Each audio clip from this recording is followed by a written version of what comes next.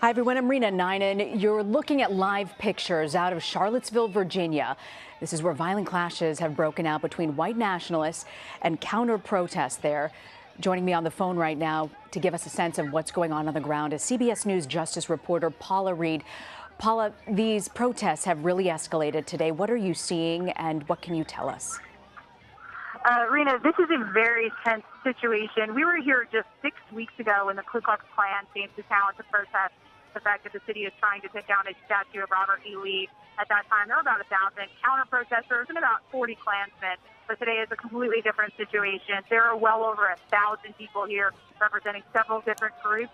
You have people just representing the Confederacy. You have people representing Black Lives Matter. You have anti-fascist groups. And so far, it has been somewhat violent. There has been tear gas. There has been pepper spray. There have been a lot of objects being thrown. I don't know what you can see in your feed right now. Right now, there are water bottles being chucked at people left, right, sideways. We've seen several members of the press also assaulted. People covering their cameras, people spraying pepper spray in their face. So it is a very tense situation in this usually very sleepy college town of Charlottesville, Virginia.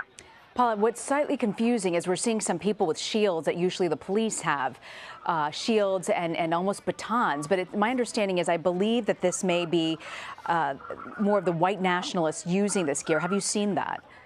Yes, I have seen several groups using what appear to be sort of SWAT gear, but they're absolutely not the police. They're trade workers unions, or at least that's what they have on their shield. And you have some white nationalist groups that it's not the police that you're seeing with those white shields with the black duct tape across them. They also have helmets, again, things that kind of replicate police gear, but absolutely not being worn by the police. I will say that the police presence here is much lighter than it was for the KKK rally. It's not clear to me if that is by design. The National Guard is here. There's supposed to be a very heavy police presence. But telling you standing in the middle of this, it's not a particularly safe situation for anyone. Paula, the police knew that this was going to happen today and that there was a chance this could get escalated. What were their plans? Have you heard anything more? Were there arrests been made yet? Yes, we spoke with the mayor earlier today. He said there was an extensive rollout of the National Guard, of state police. They had a plan.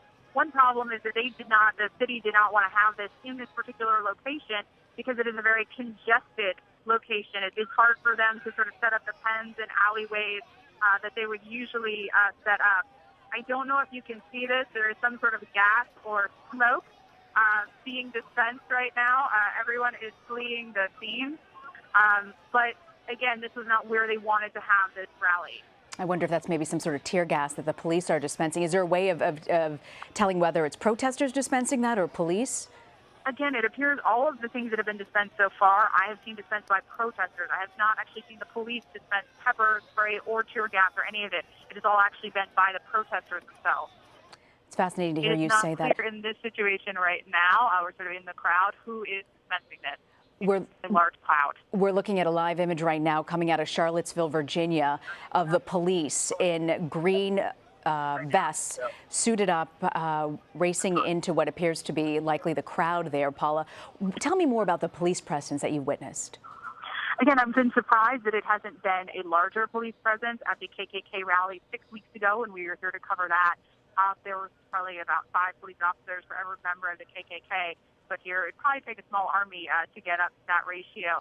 But again, there are people who are wearing what appear to be police attire, but they are not actually police. They are members of some of these groups wearing helmets, carrying shields, things like that. The actual police are behind some barriers.